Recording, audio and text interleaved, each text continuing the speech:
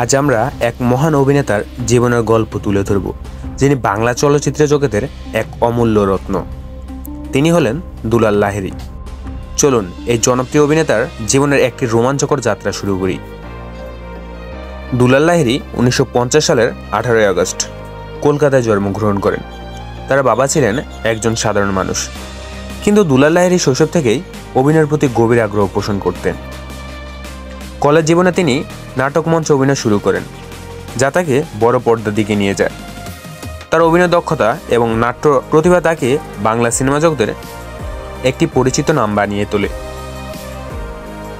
দুলাল লাহিড়ী 1970-এর দশকে চলচ্চিত্র পদার্পণ করেন এবং প্রথম সিনেমা ছিল বিষ্ণুপুর।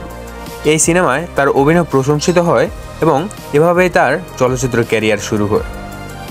তার পরপরই দুলাল লাহিড়ী অমর সঙ্গী, কনভিনিয়েন্স, মায়ের মমতা সহ অনেক সিনেমায় গুরুত্বপূর্ণ চরিত্রে অভিনয় করেন। তার অভিনয়ের বিশেষ দক্ষতা এবং চরিত্রের গভীরতা দর্শকদের মুগ্ধ করে তোলে। দুলাল লাহিড়ী শুধু নাটকীয় চরিত্রে নয়, কমেডি এবং রোমান্টিক চরিত্র দক্ষ ছিলেন। তার অভিনীত কমেডি চরিত্রগুলো দর্শকদের হাসিয়ে ভরিয়ে দেয়।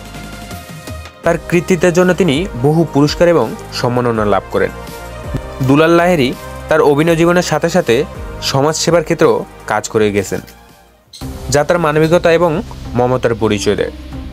এছাড়াও তার সমাজসেবা ও সংস্কৃতির কর্মকাণ্ডে অংশগ্রহণ তাকে দর্শকদের মনে একটি বিশেষ স্থান করে দিয়েছে।